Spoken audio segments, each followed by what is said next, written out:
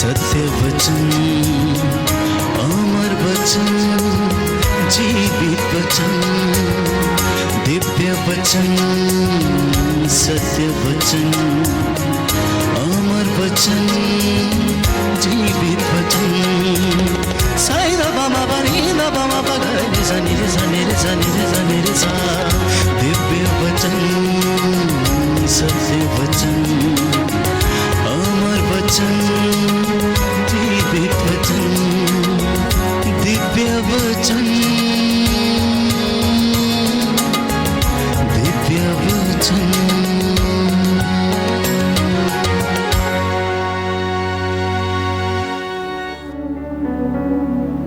मत्ती का सुसमाचार अध्याय 13 पद संख्या 1 और उससे आगे मैं आपके लिए वचन पढ़ूंगा। मत्ती का सुसमाचार अध्याय 13 पद संख्या 1 और उससे आगे। ईसा किसी दिन घर से निकलकर समुद्र के किनारे जा बैठे। उनके पास इतनी बड़ी भीड़ इकट्ठी हो गई कि वे नाव पर चढ़कर बैठ गए और सारी भीड़ तट पर बनी रही। उन्होंने दृष्टांतों द्वारा उन्हें बहुत सी बातों की शिक्षा दी। उन्होंने कहा, सुनो, कोई बोने वाला बीज बोने निकला। बोते बोते कुछ बीज रास्ते के किनारे गिरे और आकाश के पक्षियों ने आकर उन्हें चुग लिया। कुछ बीज पथरीली भूमि पर गिरे, जहां उन्हें अधिक मिट्टी नहीं मिली। वे जल्दी ही उग गए, क्योंकि उनकी मिट्टी गहरी नहीं थी। सूरज चढ़ने पर वे झुलस गए और जड़ न होने के कारण सूख गए। कुछ बीज कांटों में गिरे और कांटों ने बढ़कर उन्हें दबा दिया। कुछ बीज अच्छी भूमि पर गिरे और फल लाए, कुछ 100 गुना, कुछ 60 गुना और कुछ 30 गुना। जिसके कान हो वह सुन ले, जिसके कान हो वह सुन ले। प्रियजनों, यीशु की शिक्षा बड़ी निराली थी, अलग हटके थी। इस दुनिया में अनेक संत महात्मा, अनेक गुरु, अनेक शिक्षक हुए हैं, अनेक उपदेशक हुए हैं, लेकिन यीशु के जैसी शिक्षा ना तो आज तक किसी ने दी, ना कोई दे सकता है, क्योंकि उनके बोलने का अंदाज अलग था, उनकी शैली अलग थी। रोज़मर्रा की ज़िंदगी से वो उदाहरण लेते और लोगों को समझाया करते थे। अब वो पहाड़ी पर बैठ जाते हैं और लोगों को बुलाते हैं और कहते हैं कि सुनो, एक बीज बोने वाला बीज बोने के लिए निकला। आप में से बहुत से लोग किसान होंगे जिन्होंने कभी ना कभी अपने खेत में बीज बोया होगा। और किसान बीज बोने से पहले मैं समझता हूं कि अपने खेत को बहुत अच्छी तरीके से तैयार करता है। उसे 3-4 बार जोतता है, उसमें पानी डालता है, मिट्टी को भुरभुरा बनाता है और उसको लेवल करता है। लेवल करने के बाद उसके ऊपर बीज छिटकता है और वो बीज अच्छी भूमि पर गिरते हैं और वो 100 गुना फल लाते हैं। लेकिन इसी के साथ साथ जब वो मेड़ के किनारे से गुजरता है तो कुछ बीज मेड़ के ऊपर भी गिर जाते हैं, जिनको अच्छी मिट्टी नहीं मिलती, और इसलिए प्यारे भाइयों और बहनों, उसमें अंकुर नहीं फूटता। अगर फूटता भी है तो बहुत जल्दी वो झुलस जाता है, क्योंकि उसकी जड़ें गहरी नहीं हैं। और इसी तरीके से प्रभु उन्हें दृष्टांत सुना रहे थे और कहते हैं कि बोते बोते कुछ बीज रास्ते के किनारे गिरे और आकाश के पक्षियों ने आकर उन्हें चुग लिया।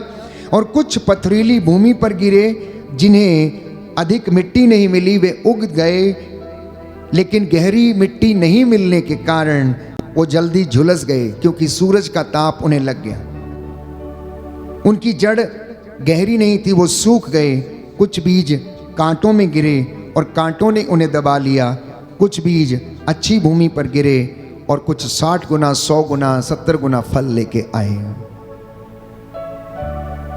अगला वचन यदि आप पढ़ेंगे तो वहां पर इस दृष्टांत का मतलब समझाया गया है, क्योंकि चेले इस बात को समझ नहीं पाए।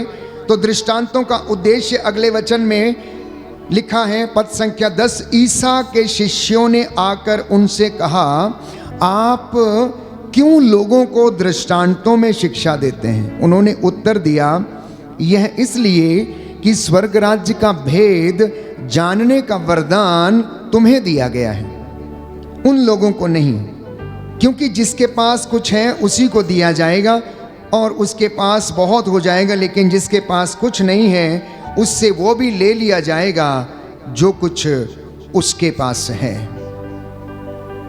इस तरह से हम ये देखते हैं, जानते हैं कि यीशु को दृष्टांतों में शिक्षा देने का उद्देश्य ये था कि ताकि वे लोग उसे सरलता से समझ सके, क्योंकि उसके वचन के ज्ञान जो था चेलों को दिया गया था वो समझ सकते, लेकिन साधारण जनता समझ नहीं पाती थी। इसलिए यीशु मसीह उन्हें रोजमर्रा की जिंदगी में से उदाहरण लेकर समझाते थे।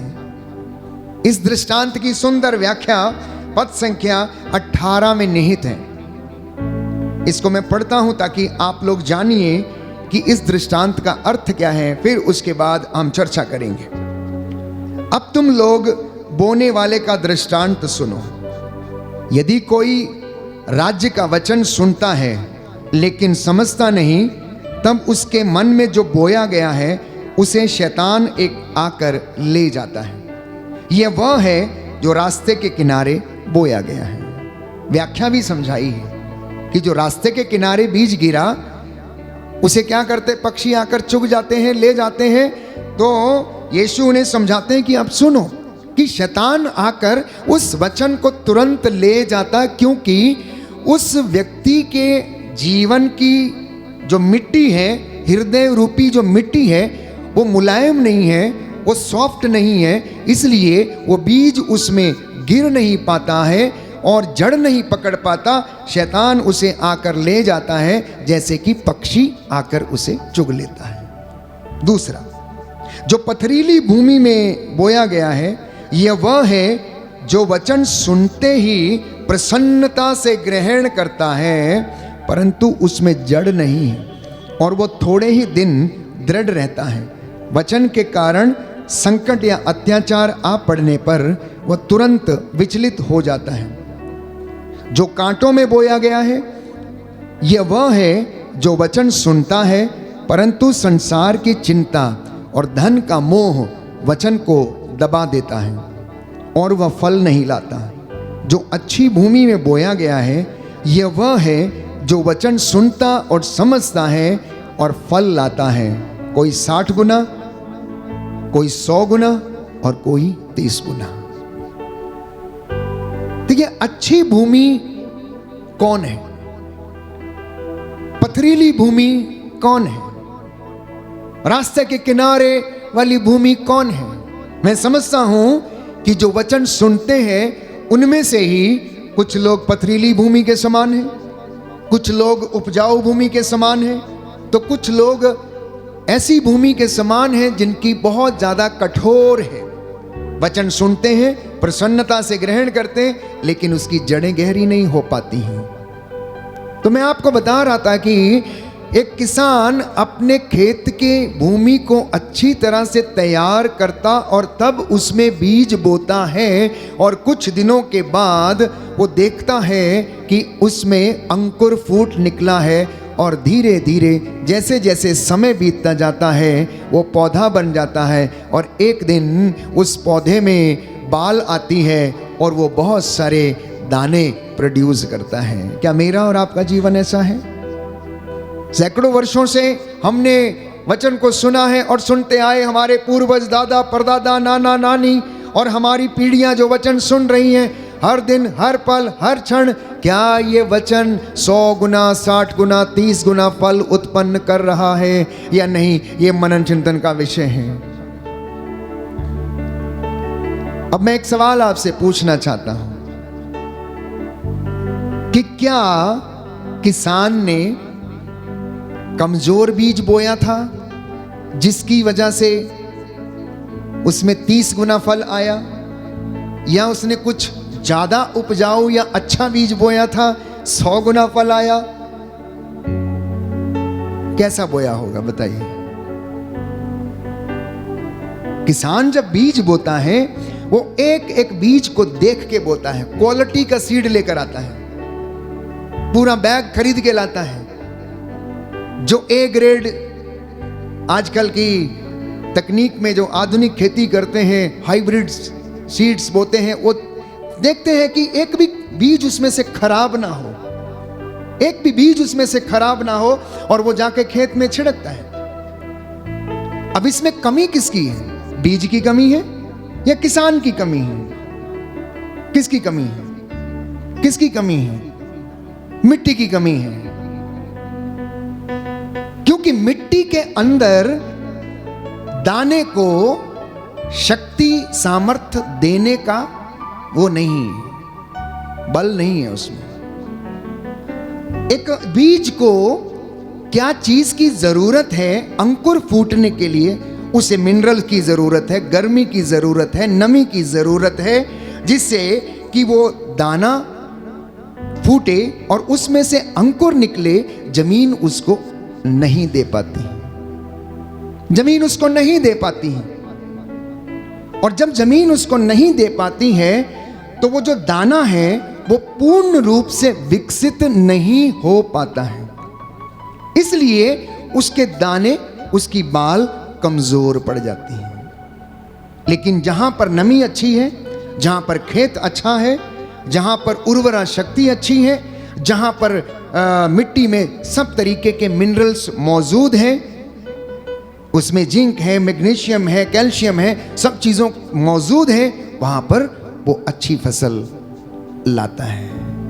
क्या मैं और आप, क्या मेरा और हृदय, आपका हृदय ऐसा नहीं बन सकता? क्या ये उपजाऊ नहीं बन सकता? क्या इसमें वो ताकत नहीं आ सकती ताकि ये वचन को बढ़ने के लिए, वचन को विकसित होने के लिए हमें सहायता दे? ये सहायता हमें कहाँ से मिलती है? ये सहायता पवित्र आत्मा के सामर्थ्य से मिलती है। ये सहायता हमें आध्यात्मिक जीवन में बढ़ने से मिलती है। ये सहायता पवित्र संस्कारों को योग्यता से ग्रहण करने में मिलती है। ये सहायता पवित्र यूकरिस्त का संस्कार ग्रहण करने, पश्चाताप का संस्कार ग्रहण करने से हमें ये सहायता मिलती है कि जब ये वचन रूपी बीज बोया जाता है हमारे अंदर, तो प्यारे भाइयों और बहनों, आत्मा के सामर्थ्य से ये विकसित होता है, अन्यथा दूसरी चीज़ों से ये विकसित नहीं हो सकता है। इसलिए अपने हृदय को उपजाऊ बनाना। आज का सुसमाचार हमने सुना था, मार्कुस के सुसमाचार अध्याय 12 में हमने सुना था कि एक शास्त्री यीशु के पास आता है और कहता है कि सबसे बड़ी आज्ञा कौन सी है? और यीशु ने उससे कहा कि सबसे बड़ी आज्ञा तो एक ही है, हे इज़राइल सुनो, तुम्हारा एक ही ईश्वर है, उसको छोड़कर कोई दूसरा ईश्वर नहीं, उसको अपने सारे हृदय, सारी शक्ति से, सारे मन और सारी आत्मा से प्यार करना। ये ताकत हमें कहाँ से आती है? ये ताकत प्यारे भाइयों और बहनों, बाइबल कहती है पिता जिन्हें चाहता है उन्हें ऊंचा उठाता, जिन्हें नहीं चाहता उन्हें अधोलोक से भी नीचे गिरा देता है। जिन्हें चाहता है, जिन्हें वो पसंद करता है, जिन्हें वो अपनी ओर आकर्षित करता है, वो उसकी ओर आते और उन्हें ये सामर्थ्य मिलता है। तो ये वचन जो आपके जीवन में बोया जाता है, रोज प्रचारक के माध्यम से, मिस्सा बलिदान के दौरान, साधनाओं के दौरान, या अन्य जहां कहीं भी आप वचन सुनते हैं, ये वचन किसान आपके जीवन में बोते चला जाता है, बोते चला जाता है। इतना ही नहीं, ईश्वर के राज्य की शुरुआत बड़ी छोटी सी होती है। ईश्वर के राज्य की शुरुआत बड़ी छोटी सी होती है। कहीं पर कोई व्यक्ति गया, वहाँ पर प्रभु का नाम सुना के आया, वचन सुना के आया और वहाँ से आगे बढ़ गया, और वो धीरे धीरे वहाँ पर विश्वास रूपी बीज जो बोया गया था वो बढ़ने लगता है। और बाइबल कहती है राई के दाने से उसकी शुरुआत होती। राई का दाना छोटा दाना है, मिट्टी में बोया जाता है, लेकिन वो पौधा बनता, चिड़ियाँ आकर उसके ऊपर बसेरा करती। ईश्वर के राज्य की शुरुआत भी ऐसी ही है, छोटी सी शुरुआत है। हम जानते हैं कि कलीसिया के 12 स्तंभ, प्यारे भाइयों और बहनों, उन पर कलीसिया की शुरुआत हो गई और आज वो पूरे संसार में, पूरे विश्व में प्रसिद्ध है। एक छोटी सी शुरुआत थी। यीशु के अनुयायी जो उसके लिए, जिन्होंने अपना जीवन कुर्बान कर दिया। तो इसलिए आज का जो ये वचन आप सुन रहे हैं, इसलिए इस वचन को अपने जीवन में धारण करना। दाहिना हाथ उठाएं और मेरे पीछे बोले, परमेश्वर मुझे साफ कर, परमेश्वर मुझे साफ कर, यीशु मुझे शुद्ध कर। यीशु मुझे शुद्ध कर। आज का वचन आज का वचन मेरे हृदय में बोया जाए, मेरे हृदय में बोया जाए, 100 गुना फल लाए। 100 गुना फल लाए। Hallelujah, hallelujah, hallelujah. हालेलुया। हे प्रभु यीशु, हे प्रभु यीशु, आज का ये वचन आज का ये वचन मेरे लिए है। मेरे लिए मैं है। विश्वास करता हूँ मैं विश्वास करती आप मुझसे बातें कर रहे हूँ, हैं। आप मुझसे बातें कर रहे हैं। Hallelujah, hallelujah, hallelujah. हालेलुया। हे प्रभु यीशु, हे प्रभु यीशु, आपके पवित्र वचन आपके पवित्र वचन आत्मा और जीवन है। आत्मा और जीवन है। इन वचनों के द्वारा इस वचनों के द्वारा मेरे परिवार में, मेरे परिवार मेरे में, जीवन में मेरे जीवन में आशीष प्रदान कीजिए। आशीष प्रदान कीजिए। Hallelujah, hallelujah, hallelujah. हालेलुया। तो वचन तो बो दिया जाता है और उग भी आता है, लेकिन आगे का काम शुरू होता है तब जब आप उस वचन के द्वारा काम करना शुरू करते हैं, अपने घर में, अपने परिवार में, या आप जहां कहीं भी रहते हैं। कैसे काम शुरू होता है? आपने वचन सुना, वचन को ग्रहण किया, आपने मन में निर्धारित किया, संकल्प किया कि अब मैं जाकर इस वचन के अनुसार जीवन जीऊंगा, मैं जीवन बिताऊंगा और मैं कोशिश करूंगा। बहुत बार आप सफल होते हैं और बहुत बार असफल भी हो जाते हैं। खैर, चिंता करने की जरूरत नहीं है। एक सुंदर वचन है, योशुआ नबी का ग्रंथ अध्याय 24 पद संख्या 15 में लिखा है कि मैंने अपने परिवार के साथ निर्णय किया है कि आज के बाद मैं और मेरा परिवार ईश्वर की सेवा करेंगे। तुम्हें जो करना है तुम वो करो, लेकिन मैंने और मेरे परिवार ने निर्णय किया है कि मैं और मेरा परिवार ईश्वर की सेवा करेंगे। लिखा है, यदि तुम ईश्वर की उपासना नहीं करना चाहते तो आज ही तय कर लो कि तुम किसकी उपासना करना चाहते हो। उन देवताओं की जिनकी उपासना तुम्हारे पूर्वज नदी के उस पार करते थे, अथवा अमोरियों के देवताओं की जिनके देश में तुम रहते हो। मैं और मेरा परिवार हम सब प्रभु की उपासना करना चाहते हैं। लोगों ने उत्तर दिया, प्रभु को छोड़कर अन्य देवताओं की उपासना करने का विचार हमसे कोसों दूर है। हमारे प्रभु ईश्वर ने हमें और हमारे पूर्वजों को दास्ता के घर से, मिस्र देश से निकाल लिया है। उसी ने हमारे सामने महान चमत्कार दिखाए हैं। हम बहुत लंबा रास्ता तय कर चुके हैं, बहुत से राष्ट्रों से होकर यहाँ तक आए हैं और सर्वत्र उसी ने हमारी रक्षा की है। हम भी प्रभु की उपासना करना चाहते हैं क्योंकि वही हमारा ईश्वर है। ये लोगों का उत्तर था जब उन्होंने वचन सुना, जब योशुआ ने उनको वचन सुनाए, जब मूसा ने परमेश्वर की ओर से उनके लिए बोला, जब उन्हें आज्ञाएं समझाई गईं, जब वो लोग जान गए कि इब्राहिम, इसहाक और याकूब का परमेश्वर एकमात्र सच्चा ईश्वर है, जो जीवन देता, चंगा करता है, मफलूसों को बहाल करता है, जिसने ये वादा किया है कि वो उनके आंसुओं को पोंछेगा, मिस्र की गुलामी से उनको छुड़ा कर लाया है, पाप की अधीनता से उन्हें निकाल कर लाया है। अब वो प्रभु उनके लिए चिन्ह और चमत्कार दिखाएगा। इसलिए योशुआ लिखता है, प्यारे भाइयों और बहनों, कि तुम आज अपने आप को पवित्र करो और कल प्रभु तुम्हारी आंखों के सामने चमत्कार करेगा। बोलो आमीन, आमीन, hallelujah, hallelujah, hallelujah, hallelujah, hallelujah. Hallelujah. योशुआ ने लोगों से कहा, योशुआ ने लोगों से कहा, अपने को पवित्र बनाए रखो, अपने को पवित्र बनाए रखो, क्योंकि कल प्रभु तुम्हारी आंखों के सामने तुम्हारी आंखों के सामने चमत्कार करेगा। चमत्कार करेगा। Hallelujah, hallelujah. हे प्रभु यीशु, हे प्रभु यीशु, मुझे शुद्ध कीजिए, मुझे साफ कीजिए, मुझे पवित्र कीजिए, मुझे पवित्र जिससे कीजिए, कि मैं जिससे कि आपकी मैं महिमा देख सकूं, आपकी महिमा चमत्कारों देख को देख सकूं। चमत्कारों को देख सकूं। Hallelujah, hallelujah, hallelujah. हालेलुया। तो उस भूमि को उपजाऊ बनाने के लिए पवित्रता सबसे पहला माध्यम है। पवित्रता सबसे पहला माध्यम है। दूसरा माध्यम है विश्वास। विश्वास के साथ जो बीज को, वचन रूपी बीज को हम ग्रहण करते हैं, अब वो फलवंत होना शुरू हो। तीसरा माध्यम है प्यारे भाइयों और बहनों, प्रभु की सेवा, जैसा कि योशुआ ने स्वीकार किया। हम में से बहुत से लोग सोचते हैं कि जब तक हमारे पास पर्याप्त धन नहीं होगा तब तक हम सेवा नहीं कर सकते। प्रभु आपकी बड़ी सेवा नहीं चाहता, छोटी छोटी सेवा चाहता है। वो आपके मनोभावों को देखना चाहता है। विधवा के पास 2 अधेले थे, उसने जाकर प्यारे भाइयों और बहनों मंदिर में वो 2 अधेले डाल दिए और प्रभु ने उनकी प्रशंसा की और चेलों से कहा, देखते हो तुम कि हम मंदिर में कितने लोग चढ़ावे कर रहे हैं, कितने लोग दान डाल रहे हैं। इस विधवा को देखो, इसने 2 अधेले डाले हैं। इसने वो डाला है जो इसके लिए जरूरत थी, जो इसके लिए जरूरत थी, आज की शाम के लिए जो इसके लिए जरूरत थी, इसने सबसे ज्यादा अधिक दान डाला है। तो मैंने कहा चौथा माध्यम प्रभु की सेवा।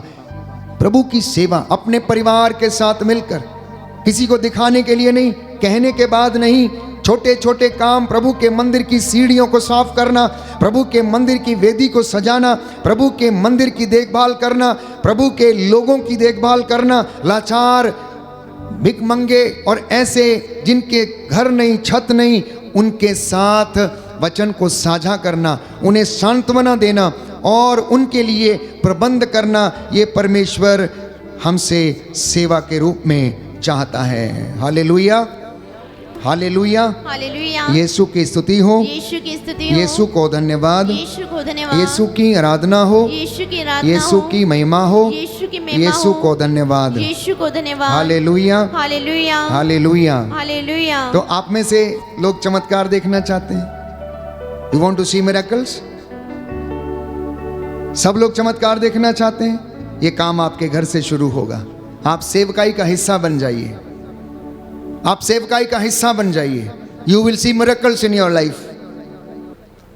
आप विटनेस करने का हिस्सा बन जाइए, प्रभु का वचन सुनाने का हिस्सा बन जाइए। आप अपनी जिंदगी में चमत्कार देखने लगेंगे। चमत्कार वो मत देखिए जो इधर उधर भीड़ में और मजमे लग के वहां पर होते हैं, वो चमत्कार हैं। प्रभु बहुतों को चंगा करता है, लेकिन आप यदि अपनी जिंदगी में चमत्कार देखना चाहते हैं तो योशुआ ने कहा, योशुआ के ग्रंथ अध्याय 3 पद संख्या 2 में, कि तुम आज अपने आप को पवित्र करो। कहने का मतलब ये है कि तुम आज प्रभु की सेवकाई में शामिल हो जाओ, उसके कामों में शामिल हो जाओ और परमेश्वर कल तुम्हारी आंखों के सामने चमत्कार करेगा। कहने का मतलब है दशमांश में पूरे रहो, प्रार्थना में पूरे रहो, उपवास में पूरे रहो, सेवा में पूरे रहो, क्योंकि धर्मी व्यक्ति से परमेश्वर यही अपेक्षा करता है। और जो व्यक्ति इन बातों का पालन करता है, धर्म के मार्ग पर चलता है, अपने अंगों को अधर्म के साधन नहीं बनने देता, बाइबल कहती है परमेश्वर अपने भक्त के घर में डेरा डालता है, उसके दास की हड्डियों की रक्षा करता है। लिखा है भजन संहिता 91 पद संख्या 10 और उससे आगे, अपने दूतों को आदेश देता है कि जब वो गिरें तो उन्हें अपने हाथों पर उठा लें, ताकि गिरने पर उनके पैरों को पत्थर से चोट न लगे। इतना प्यार करता है अपने भक्तों से, इतना प्यार करता है उस पर श्रद्धा रखने वालों से, वो इतना प्यार करता है जो उसके रास्ते पर चलते हैं। इसलिए प्यारे भाइयों और बहनों, मंदिर में सेवा, गरीबों की सेवा, प्रार्थना दल के सदस्य बनिए, अनाथों की विजिट करिए, सिख की विजिट करिए, बीमारों की विजिट करिए और परमेश्वर आपको ब्लेस करेगा। पड़ोसी का हाल चाल पूछिए, अगर बीमार है उसे सांत्वना दीजिए, जाके यीशु के नाम पर उन्हें ब्लेस कीजिए। प्यारे भाइयों और बहनों, अब बात यह है, आपके पास यीशु होगा तभी आप दे सकते हैं। अगर यीशु है नहीं तो आप कहाँ से देंगे? इसलिए आप जाते नहीं मिलने के लिए, क्योंकि यू डोंट हैव जीसस। आपके पास यीशु नहीं है। अगर यीशु है तो आप जाएंगे, आप मिलेंगे और उसे यीशु के नाम पर आप ब्लेसिंग देकर आएंगे। क्योंकि हमारे पास वो नहीं है, हमारे पास वो नहीं रहता, इसलिए हम मिलने जाते नहीं। हमारे पास कोई और रहता है। हमारे पास धन, लोभ, लालच, हर प्रकार की सांसारिक चीज़ों में हम व्यस्त रहते हैं, इसलिए हम वो चीज़ें देकर आते हैं क्या आप जब आप गरीब बीमार के पास जाते हैं, क्या आप में से कभी किसी ने उसे 100 रुपया दिया? क्या आप में से कभी किसी ने 500 रुपये दिए कि लो भाई दवाई कर लेना? कितने लोग अस्पताल में विजिट करने के लिए जाते हैं, वो बेचारा वहाँ पर आपको चाय भी पिलाता है, बिस्किट भी खिलाता है और आपको वहाँ से भेजता है, लेकिन आप उसको 150 रुपये निकाल के नहीं देते हैं। ये कैसी विजिट है? ये कैसी विजिट है? इतना ही नहीं कि आप भले ही आप लोकधर्मी हैं, आप वहाँ पर गए हैं, आप एक छोटा प्रार्थना भी करके शायद बहुत बार नहीं आते हैं रोगी की शैया के पास। क्यों? क्योंकि हम यीशु को अपने साथ रखते नहीं, लेकर नहीं जाते, बुलाते नहीं, लेकर नहीं जाते हैं। इसलिए हमारी सेवकाई, हमारा कार्य, हमारी भूमि उपजाऊ नहीं बन सकती है।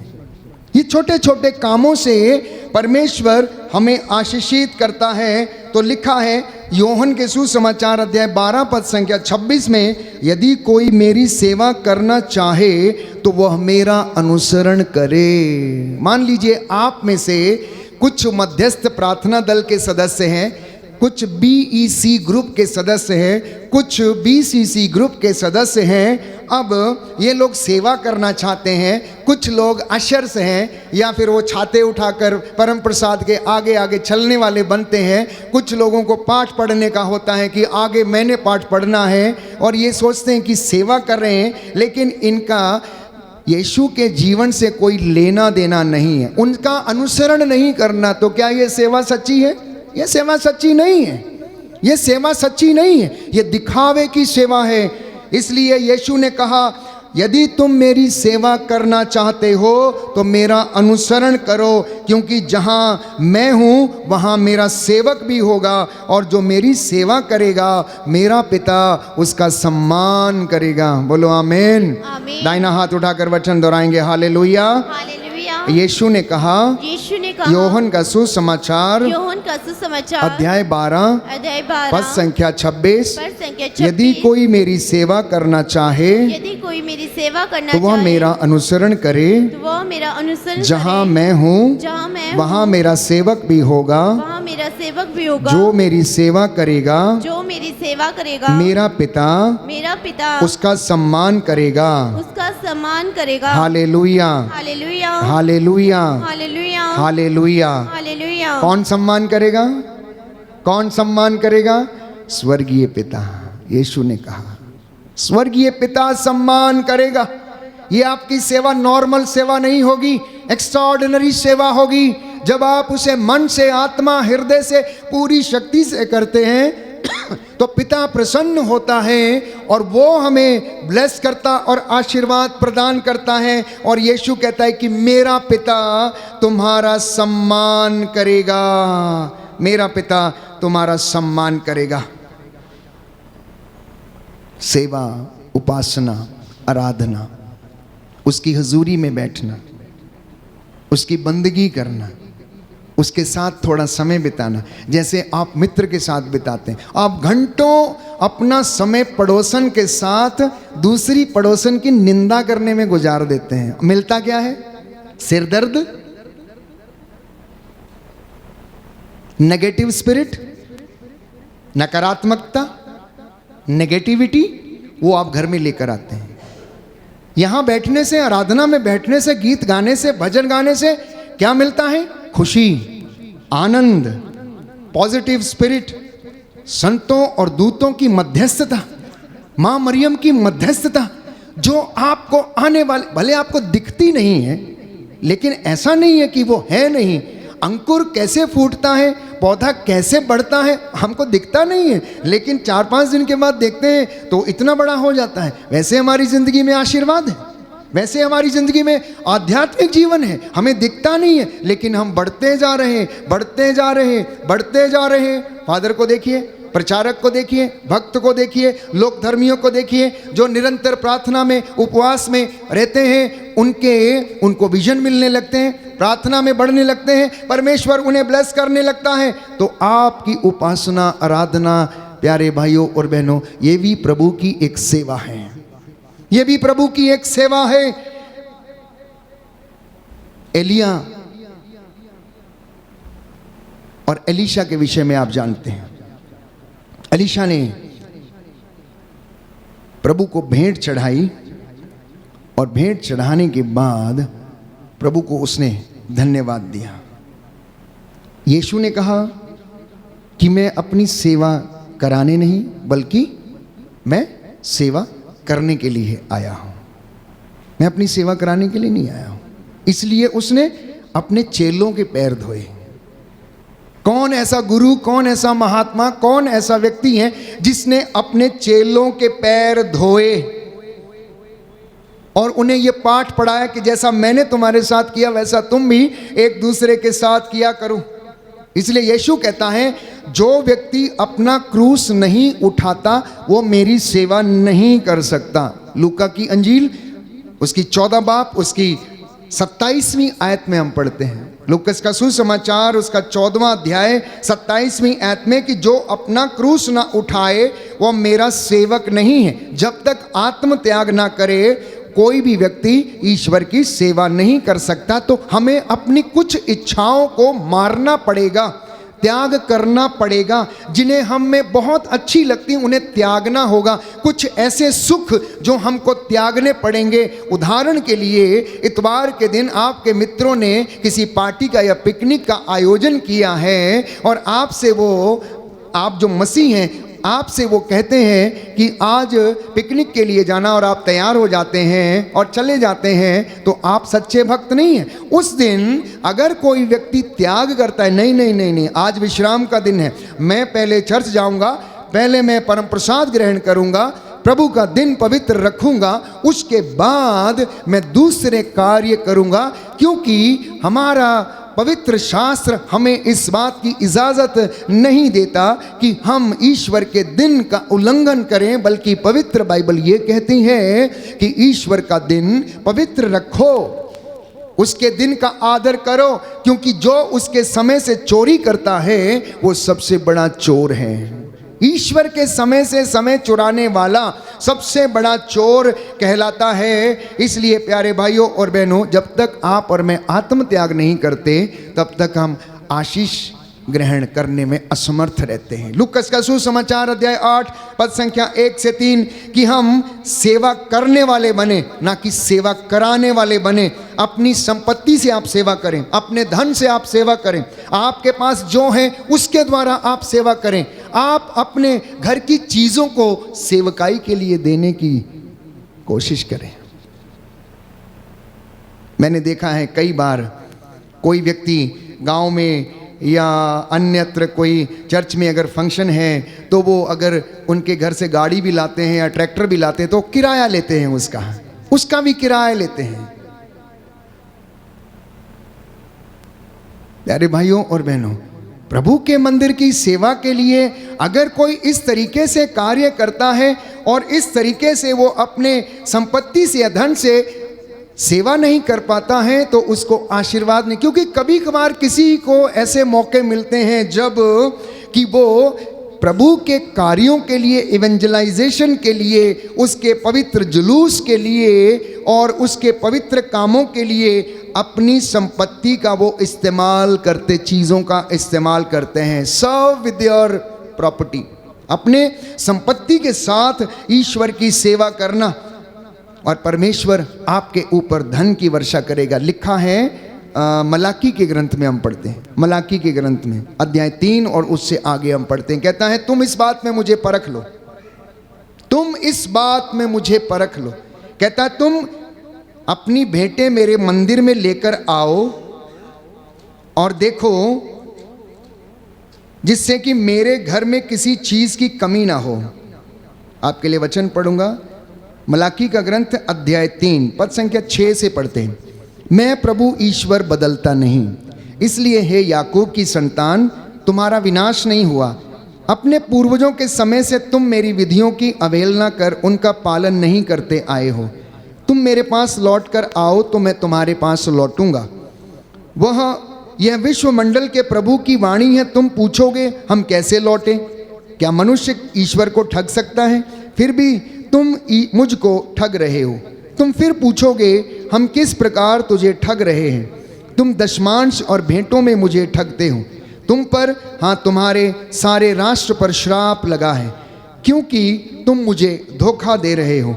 तुम पूरा दशमांश और भेंटें मेरे भंडार के पास लाओ, जिससे कि मेरे घर में भोजन रहे। विश्वमंडल का प्रभु ये कहता है, इसमें मुझे परख कर देख लो।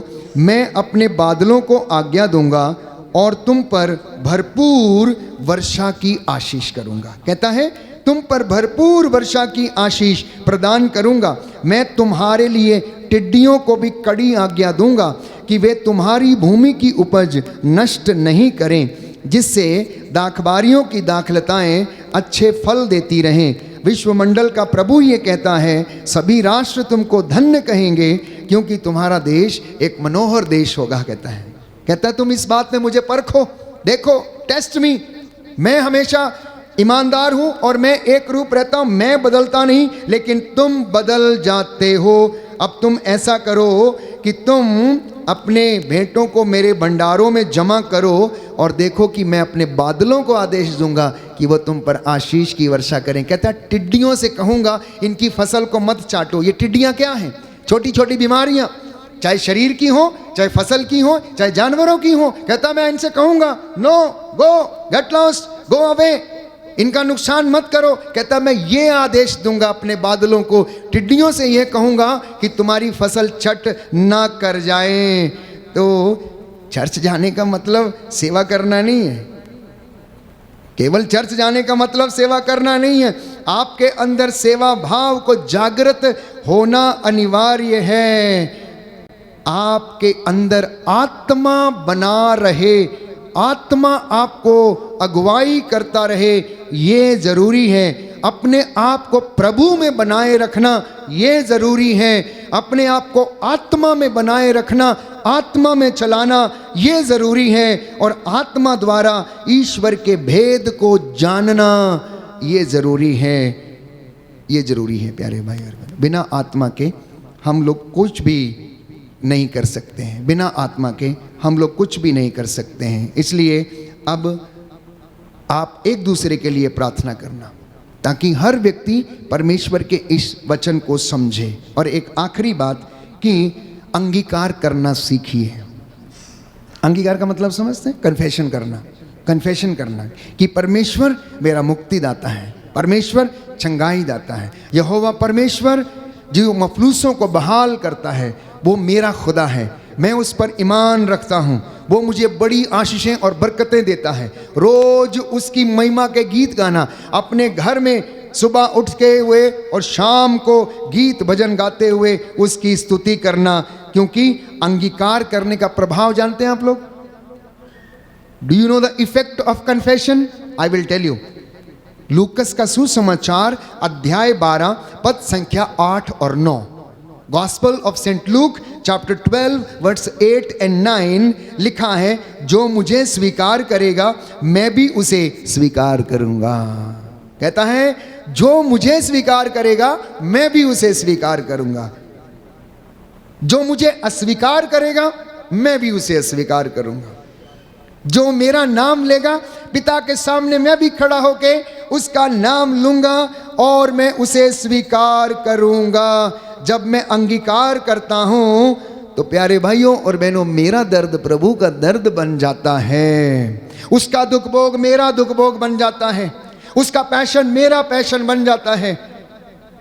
उसका प्रेम मेरे हृदय में उमड़ने लगता है। इसलिए आप इस बात को अवश्य जानने की कोशिश करें कि अंगीकार करने का प्रभाव इतना बड़ा है कि यदि आप परमेश्वर का वचन बोलते, सुनते, सुनाते हैं और उसे अंगीकार करते हैं, यीशु को यदि आप एक्सेप्ट करते हैं अपनी जिंदगी में, तो वो भी आपको पिता के सामने एक्सेप्ट करेगा। Hallelujah, hallelujah, hallelujah. हालेलुया। यीशु की स्तुति हो, यीशु की यीशु स्तुति को हो, धन्यवाद, यीशु को यीशु धन्यवाद, की आराधना हो, यीशु की आराधना यीशु हो, की महिमा हो, यीशु की महिमा यीशु हो, को धन्यवाद। यीशु को धन्यवाद। हालेलुया। हालेलुया। अब एक समस्या है कि यदि विश्वास नहीं है और यदि कमजोर है, तब हम उसे प्रोफेस नहीं कर सकते, हम अंगीकार नहीं कर सकते, हम बोल नहीं सकते, हम लोगों को कह नहीं सकते कि हम यीशु के अनुयायी हैं। यीशु कौन है? यदि आपसे पूछा जाए यीशु कौन है, आप क्या बताएंगे?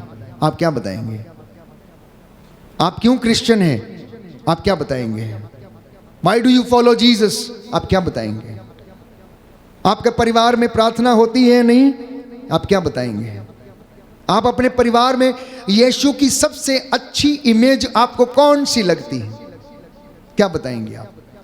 गॉस्पल में से सबसे अच्छा पैसेज आपको कौन सा लगता है जो आपके परिवार को प्रभावित करता है, आगे बढ़ने के लिए आपको प्रेरणा देता है? कौन सा पैसेज है? कोई एक व्यक्ति बता सकता है? अपनी जिंदगी में कम से कम इस धरोहर को लेते चलिए ताकि कोई आपसे पूछे कि आप यीशु को क्यों मानते हैं, उसके पीछे क्यों चलते हैं, हालेलुया क्यों बोलते हैं, होसाना क्यों बोलते हैं, सुसमाचार क्यों पढ़ते हैं? आप क्या बताएंगे? क्या अंगीकार करेंगे? क्या बोलेंगे? अपना अनुभव लोगों के साथ बांटना। और इसी क्रम में एक दूसरा सवाल, क्या आज तक मैं वास्तव में जीवित प्रभु का अनुभव अपने व्यक्तिगत जीवन में कर पाया हूं या नहीं? यदि मेरा विश्वास कमजोर है तो मैं, प्यारे भाइयों और बहनों, उसको अंगीकार नहीं कर पाऊंगा। तो विश्वास के जरिए आप ईश्वर को खुश कर सकते हैं। विश्वास के जरिए, प्रार्थना के माध्यम से आप उसके कामों को कर सकते हैं। इब्राहिम, इसहाक और याकूब, इन्होंने अपने विश्वास के बलबूते बहुत से काम किए और परमेश्वर ने इब्राहिम के लिए, क्योंकि विश्वास के कारण वो धर्मी ठहरा, तो उसके लिए प्रबंध कर दिया। जिस पर्वत पर इसहाक को बलि चढ़ाने के लिए ले गया था, वहाँ पर उसने मेमने का प्रबंध किया और इब्राहिम ने उस पर्वत का नाम रखा प्रभु का प्रबंध, क्योंकि प्रभु प्रबंध करता। वो आपके लिए भी करेगा। मत्ती का सुसमाचार अध्याय 7 पद संख्या 11 कहता है कि मांगने वालों को पिता आत्मा क्यों नहीं देगा? मांगने वालों को पिता आत्मा क्यों नहीं दे? यदि तुम अपने बच्चों को अच्छी चीजें दे सकते हो तो मांगने वालों को पिता अवश्य आत्मा प्रदान करेगा। इसलिए समय असमय परमेश्वर का वचन सुना करिए और सुनाया करिए। समय असमय प्रभु का वचन सुनाने का कोई विशेष समय नहीं है। एनी टाइम, एनीवेयर यीशु के नाम पर आप उसके वचन को बोल सकते हैं। और इसी क्रम में जब जक्केउस ने यीशु के वचन को सुना, उसका साक्षात्कार उनसे हुआ, तो उसका जीवन बदल गया और आपका भी जीवन बदल जाएगा। क्यों? क्योंकि आप परमेश्वर का वचन सुन रहे हैं और आत्मा, मैं विश्वास करता हूँ, आपकी अगुवाई कर रहा है। अपना दाहिना हाथ उठाएं और मेरे पीछे दोहराएं, हालेलुया, हालेलुया, हालेलुया। हालेलुया। हे प्रभु यीशु, हे प्रभु मैं यीशु, वादा करता हूँ, मैं वादा करती हूँ, अंगीकार करूंगा, अंगीकार करती हूँ, सबके सामने तेरा नाम ऊंचा करूंगा। तेरा नाम ऊंचा करूंगा। Hallelujah, hallelujah, hallelujah. हालेलुया। हे प्रभु यीशु, हे प्रभु यीशु, मेरे हाथों को मेरे हाथ थाम लीजिए। मैं तेरे हाथों को जो मेरे लिए छिद गए, मेरे लिए छिद गए, मैं उन्हें स्वीकार करता हूँ, पहचानता हूँ। हालेलुया। मैं अपने परिवार को आपकी सेवा के लिए समर्पित करता हूँ। मैं वादा करता हूँ, मैं पाप से, बुराई से दूर रहूँगा और आपके वचन के मुताबिक चलूँगा, फल उत्पन्न करूँगा। Hallelujah, hallelujah, hallelujah, hallelujah, hallelujah. Hallelujah.